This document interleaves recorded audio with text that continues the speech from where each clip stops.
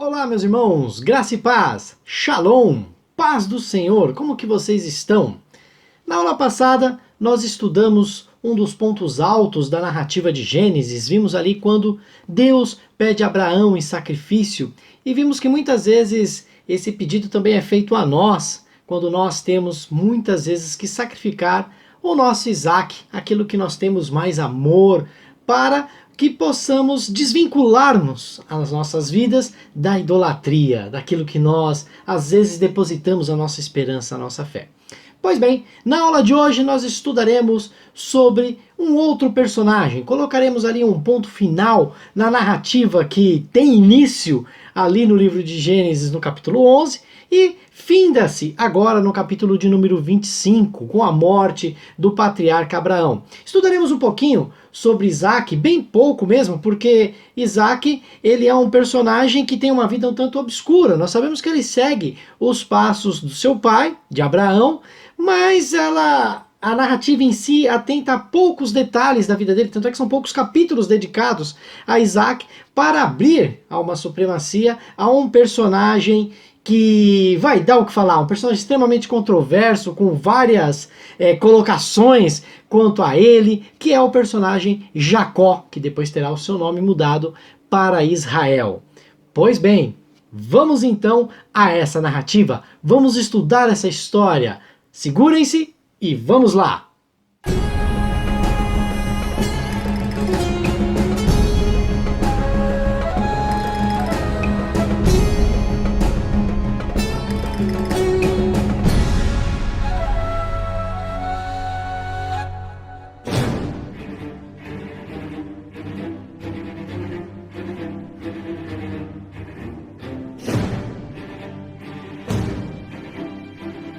Na sequência do nosso estudo, nós iremos nos atentar agora, em específico, a um capítulo bem interessante da Bíblia Sagrada, que é o capítulo de número 25 do livro de Gênesis. Por que eu quero ter essa atenção? Porque o capítulo 25, ele traz dentro dos seus 34 versículos, diversas histórias que estão estritamente relacionadas ao porvir da nossa narrativa, da sequência daquilo que nós iremos estudar com relação à formação do povo hebreu. Nós vamos ter vários fatos, são várias histórias. E a dificuldade está em quê? Primeiro, que o capítulo, como eu disse, ele conta várias histórias de maneira resumida, ou seja, ele vai trazer um resumo sobre vários fatos. E aí você já fica meio assim, né? Porque você não tem detalhes, você não tem outras informações. Ponto 2. Ele não está em ordem cronológica, e isso causa uma bagunça danada para aquele que vai estudar o livro, para o leitor, para nós, os interlocutores de Moisés, né? Nós vamos ficar meio perdidos, meio atônitos, falando, caramba, não está dando para entender. Por quê? Porque além de não estar em ordem cronológica, ser uma síntese, ele também traz flashbacks, ou seja, ele fala de fatos que já foram relacionados e relatados em capítulos anteriores. É uma espécie de uma história contada meio que ao contrário daquilo que vinha vendo o livro de Gênesis. Lembra que eu comentei com vocês que nos primeiros capítulos, lá capítulo 1, capítulo 2, ele dava um geral sobre o fato e depois narrava com detalhes? Agora Moisés faz o contrário. Ele narra com detalhes e depois ele entra com uma síntese. Então é um estilo literário diferente que nós nos defrontamos, que nós encontramos aí nesse capítulo em específico. Então eu gostaria de fazer com vocês o seguinte, nós vamos tentar colocar em ordem cronológica este capítulo baseado na vida de Isaac, baseado na cronologia de Isaac, para que possamos ter uma compreensão melhor aí dos fatos. Bom, primeiro fato que nós vamos perceber aí é a morte de Sara, a mãe de Isaac. A morte de Sara se dá lá no capítulo 23 do livro de Gênesis, a partir do verso 1, você já tem o detalhe da narrativa da morte de Sara. E Isaac estava ali com aproximadamente 37 anos quando esse fato acontece. E aí no transcorrer da narrativa nós vamos perceber que Abraão manda, né, um dos seus servos até a terra de Arã para buscar uma esposa para Isaac, é onde ele encontra com Rebeca. Rebeca vem ao encontro de Isaac, resumindo aí a história, e ele acaba se casando com ela. Isso vai estar ali mais ou menos detalhado dentro do capítulo 24, porém ele tem uma retomada com a efetivação desse casamento, do detalhe do casamento, lá no versículo 20 do capítulo 25. Então nós temos aí já trazendo um versículo que está lá na frente, né, quase que no meio da narrativa, como um fato inicial dentro da cronologia da qual nós estamos falando. E deste casamento surgirão 2 filhos para Isaac, que são os filhos gêmeos, né, nascidos ali debaixo de uma promessa e de uma briga danada dentro do ventre. Nós vamos falar um pouquinho sobre esses 2 personagens daqui um pouquinho, né, que é Esaú e Jacó. E Isaac estava ali em torno de 60 anos quando isso acontece. Isso se dá lá no versículo de número 26, o nascimento dos gêmeos de Isaac. Passado 15 anos, ou seja, quando Isaac está com aproximadamente 75 anos, o seu pai, Abraão, morre. Nós temos aí o relato da morte de Abraão, que é, na verdade, o início do capítulo de número 25, que mostra quando Abraão casa-se com uma de suas concubinas, com Quetura, né? Como que nós sabemos que ele era uma concubina? Está lá em 1 Crônicas, que traz esse relato. Isso era um fato muito comum quando a esposa oficial, vamos colocar uma aspas aí, morria, o patriarca tinha o direito de se casar novamente, de ter uma nova esposa. Fato aí que você pode perceber é que Abraão, ele não dá os mesmos privilégios e não coloca nem Quetura, nem Agar, que nós já estudamos sobre ela, no mesmo patamar de Sara. Sara foi meio que assim, única, exclusiva, e nem tampouco os direitos da promessa abraâmica recaem sobre os filhos de Quetura. Abraão teve outros filhos, né, com ela, deixando esse direito, né, que poderia ser ali uma coisa que pudesse ser dividida, não, fica todo com Isaac, tá? Abraão passa tudo para Isaac e dá presentes para esses outros filhos. Então, no início aí, nós vamos ter esse casamento de Abraão e a sua morte relatada no capítulo de número 25. Já viram a diferença? Lá no versículo 20, 26, nós temos ali o casamento de Isaac e tudo, algo que aconteceu antes, né, do que é relatado no início do capítulo. E depois nós temos ali quando Isaac contava com aproximadamente 123 anos, morre o seu irmão Ismael, fato que é relatado no versículo de número 17 da obra de Gênesis. Então, para que você tenha um conhecimento dos fatos, do que realmente aconteceu cronologicamente dentro do capítulo de número 25, que é um capítulo chave aqui dentro da narrativa, está mais ou menos no meio, inclusive, do livro de Gênesis, é necessário que você siga essa tabela que eu já estou apresentando para você aí, ó. Então, nós temos ali os acontecimentos, né, baseados na idade de Isaac. Então, nós temos lá, primeiro fato, a morte de Sara, tá ok? Depois o casamento de Isaac com Rebeca, depois o nascimento de Esaú e Jacó, depois a morte de Abraão, o ponto final da história de Abraão aí, e depois a morte de Ismael. Tudo isso vai abrir um leque para o que vai acontecer a partir de agora. Ainda no final desse capítulo de número 25, aí sim nós podemos dizer que já está mais ou menos dentro de uma ordem cronológica, nós vamos ver quando Esaú vende a sua primogenitura para Jacó. Mas antes disso, vamos estudar quem que era esse Jacó.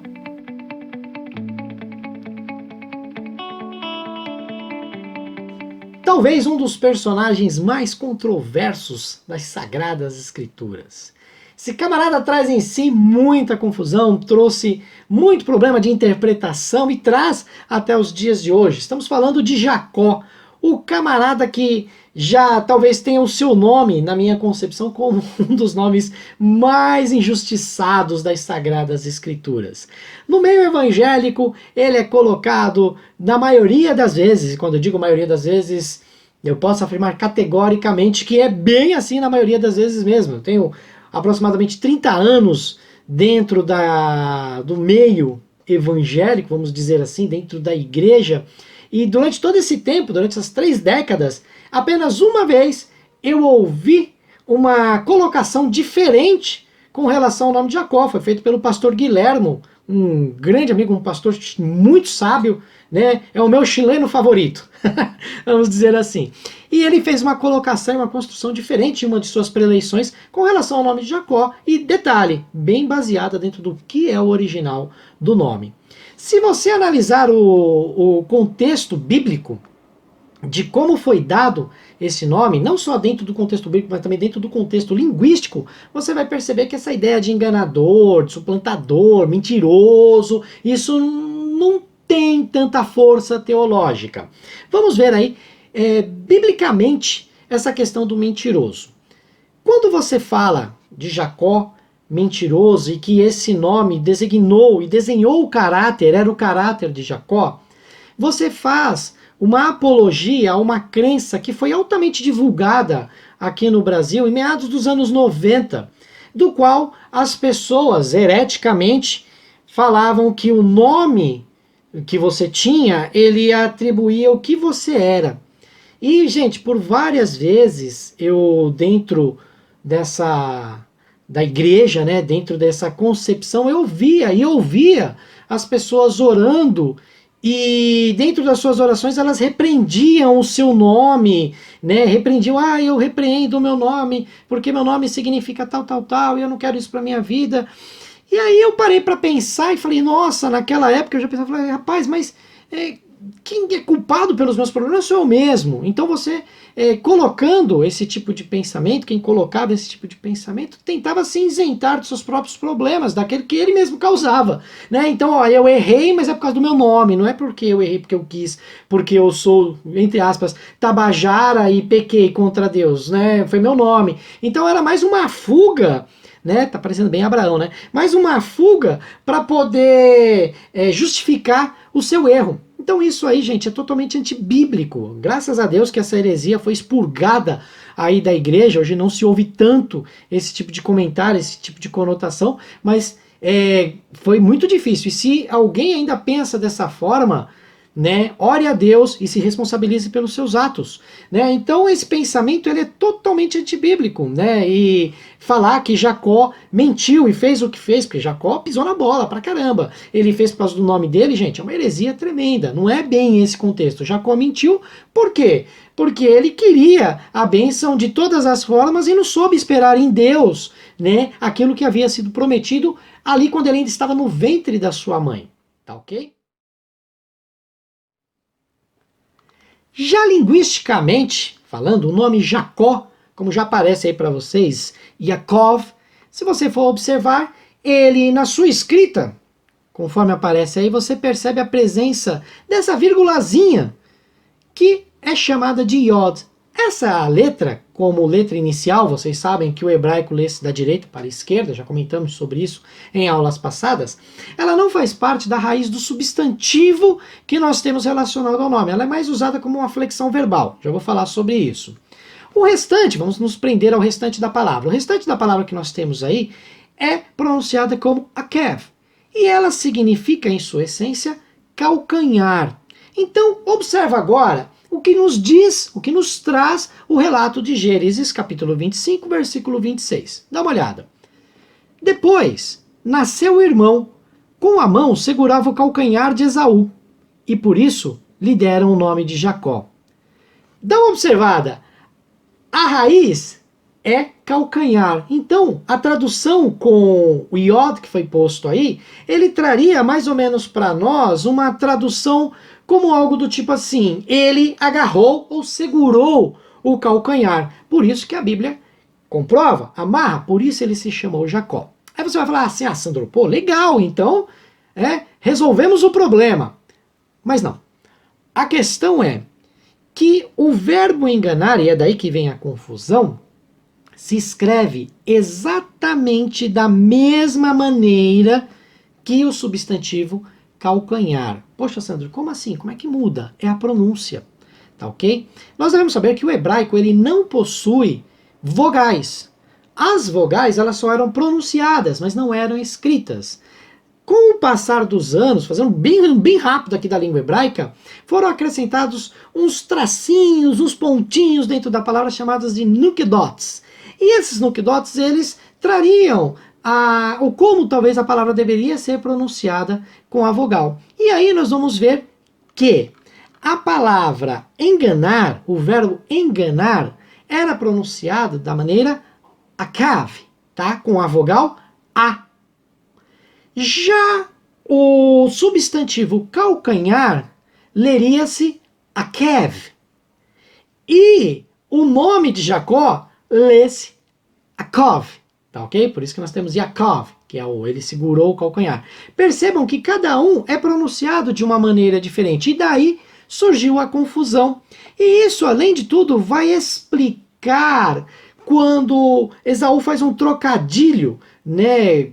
Quando ele se depara com aquele ato vergonhoso, né, vamos dizer, pesado, né, que foi aquela confabulação de Jacó com a sua mãe Rebeca, quando ele diz assim, ó, não é por isso que você se chama Jacó, então, porque você me enganou 2 vezes, quando ele, né, Jacó vendeu o direito da primogenitura pelo prato de lentilhas, e quando Jacó vai lá e também fraudulosamente toma a bênção que pertencia a Esaú, de maneira natural, né, porque Esaú era o primogênito. Então, é por isso que Esaú faz essa troca, faz esse trocadilho com o nome de Jacó, e isso trouxe a confusão, por isso que as pessoas falam, por isso que é enganador, por isso que é mentiroso, tal.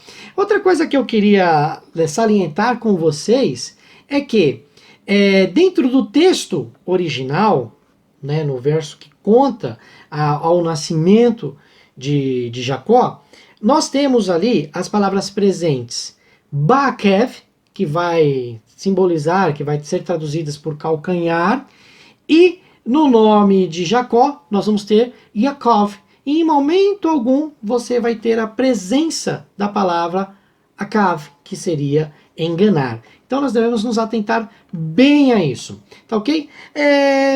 Alguns linguistas dizem que segurar o calcanhar, metaforicamente, fazendo uma figura de linguagem, poderia significar enganar, poderia trazer, essa metáfora poderia significar o ato de enganar, de fraudar alguém. Bom, isso aí é uma questão interpretativa, tá? Como eu disse para vocês, é uma interpretação. Linguisticamente, não tem cabimento, elas não encaixam. Mas por uma questão interpretativa, algumas pessoas traduzem isso como enganador. O fato é que Jacó acabou ganhando essa fama, essa alcunha de mentiroso, de enganador, fazendo com que a tradução real, original do seu nome, ficasse esquecido, né? Óbvio que ele pisou na bola, enganou pra caramba, e talvez por isso que ele adquiriu essa fama no começo da sua carreira patriarcal.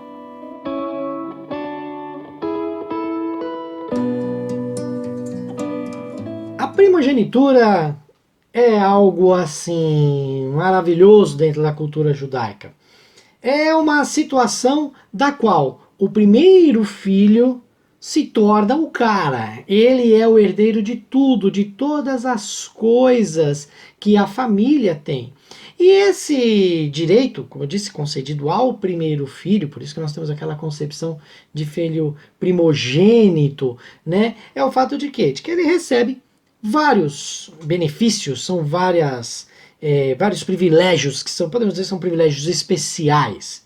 Ele recebia a bênção familiar, tá, que vai resultar, assim, numa liderança não só social, tá, uma liderança de cabeça da família, mas também numa liderança espiritual. Olha só, atente a isso, uma liderança também espiritual. E ele também tem um benefício especial, um algo a mais quando existe a repartição da herança da família, de grana, tá? Então, quando existe a repartição da herança, o primogênito recebe mais, ele tem direito a mais coisas do que os seus outros irmãos, se porventura vierem a nascer ou existir. Então, o segundo irmão, o terceiro irmão, o quarto, eles vão ser meio que subalternos desse primogênito. No final do capítulo 25, nós vamos perceber o quê? Que no nascimento de Esaú e Jacó, Rebeca estava ali momentos antes, né, de ter o seu rebento. Ela estava sentindo algumas dores, e ela, ao orar a Deus, ao questionar a Deus o porquê, Deus mostra para ela e fala: existem 2 nações no seu ventre. Você terá uma nação vinda do seu filho mais velho e outra do mais novo. Porém, o mais velho, a nação do mais velho, servirá à nação do mais novo. E isso fica preso no coração de Rebeca, porque ela para pensar e vê que existe uma inversão na ordem da primogenitura. E isso para nós, leitores, estamos ali lendo o capítulo de número 25, vamos partir ali para o finalzinho, você também tem uma expectativa de que um novo quadro se abre, uma nova grande narrativa vai se abrir aí, e dentro de uma inversão, e olha só que interessante, dentro de uma briga de irmãos, o que parece se tornar algo comum dentro da nossa narrativa do livro de Gênesis, né? Caim e Abel, aquela história toda, já parece que a história está se repetindo. Porém, os dois irmãos nascem, Esaú, ruivo, nasce primeiro, e já meio que grudado ao seu calcanhar está o seu irmão, que recebe, devido a isso, por estar no calcanhar, como nós vimos aí anteriormente, recebe o nome de Jacó. Nós não vamos ter muitas informações dentro do relato bíblico quanto à infância e talvez à adolescência dos gêmeos, e nem tampouco o quando acontece essa questão do desmantelo da primogenitura por parte de Esaú. Como eu disse, o capítulo de número 25, ele está meio fora de ordem. Esse quadro em específico, essa narração específica aí da primogenitura, não está, nós não temos uma data específica quando ela aconteceu. Porém, nós podemos perceber aí o quê? A forma com que essas personagens encaram isso que seria uma bênção, que não seria simplesmente material, mas era uma bênção que é muito especial. Deus havia prometido para Abraão que da semente dele viria o Salvador. Essa promessa se estende a Isaac e se estenderia ao primogênito de Isaac, no caso Esaú. Apesar de Deus já ter feito a inversão, por uma ordem natural nós podemos pensar assim.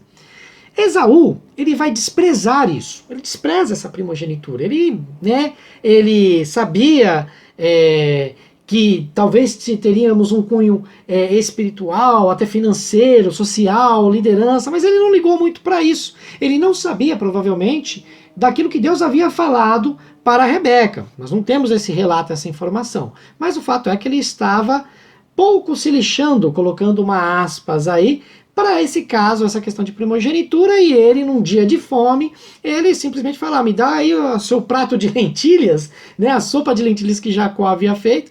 Ele fala, me dá, e Jacó fala, você me vende sua primogenitura, eu te dou a lentilha, você me dá a primogenitura, eu te dou o que comer, e ele nem se faz de rogado, tá bom, fica com a primogenitura que eu quero comer. Olha só, ele trocou, ou seja, ele se desfaz de uma maneira muito simplória, e isso é severamente acusado, denunciado, apontado lá no livro de Hebreus. Em Hebreus, capítulo de número 12, versículo de número 16, o autor, ele vai lá e crava, dizendo que Esaú era profano por ter feito isso, por ter vendido a primogenitura da qual estava ligada ao plano de redenção da humanidade. Olha só como é pesado. Já Jacó, por sua vez, ele desejava essa primogenitura.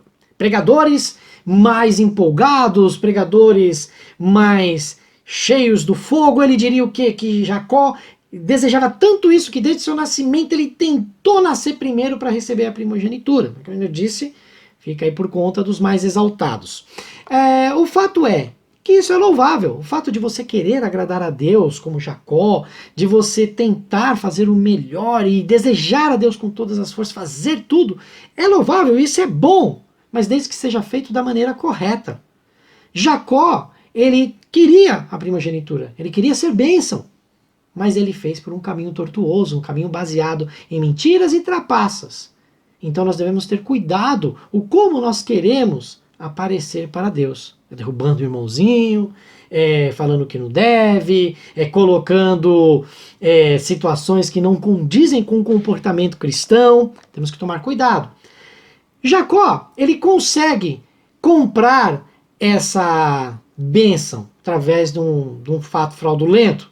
Né? Você pode pensar assim, mas Esaú desprezou. Sim, mas Jacó conquistou de uma maneira errada. Não obstante, Jacó, ele tinha necessidade da validação dessa primogenitura através da bênção paterna, ou seja, ele precisava receber isso, essa bênção, através das mãos de Isaac. E ele também, através de uma estratégia fraudulenta, de uma estratégia assim ruim, né, com base nos pensamentos de sua mãe, ele engana não agora somente o seu irmão, não passa somente seu irmão para trás, como engana o seu próprio pai. Engana Isaac e conquista a bênção de maneira assim ardilosa, tá? Uma maneira assim inescrupulosa. Ele vai enganar o pai e rouba a bênção, aquilo que por ordem natural era de Esaú. Mais uma vez, o homem tentando passar na frente de Deus, tentando adiantar o milagre que vem de Deus. Gente, não existe uma estratégia para você ter a bênção de Deus.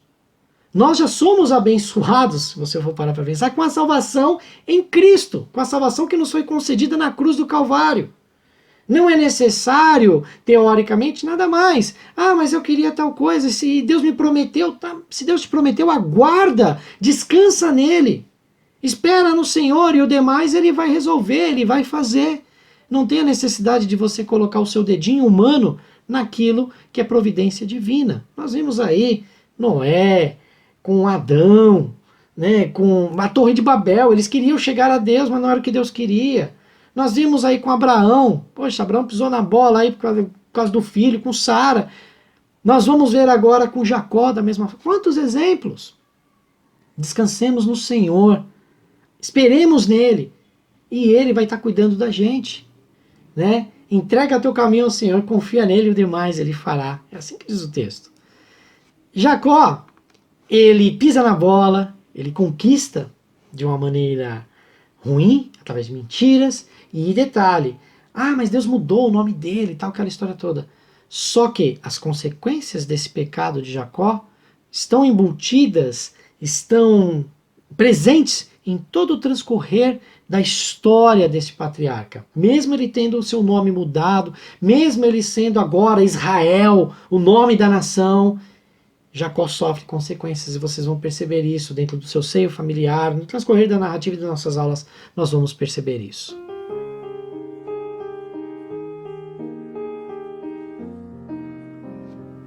Pois bem, nós estamos fechando a nossa aula de hoje, virando ali, já chegando na reta final do nosso estudo como um todo, já contemplando agora a formação da nação de Israel, as 12 tribos, né, que são vindas através de Jacó, quando ele vai até o seu tio Labão, conhece ali as suas esposas e com ela tem os seus 12 filhos homens, dos quais serão as 12 tribos de Israel, até então o surgimento de José, um dos filhos de Jacó, que vai para o Egito e vai ter todo o transcorrer e desenrolar da história que nós iniciaremos na próxima aula. Nesse momento nós não tivemos nenhuma intersecção, nenhuma intervenção dos nossos amigos, dos nossos irmãos que participam das nossas aulas, até o fechamento da gravação de hoje. Se acaso você tem alguma dúvida, você pode estar enviando para os nossos meios, para as nossas mídias sociais, tanto no e-mail quanto no Instagram, que já apareceram aí na nossa tela, e com toda certeza, mediante a graça de Deus, estaremos tentando responder a vocês. Tá ok? Espero você na próxima aula e fique com Deus.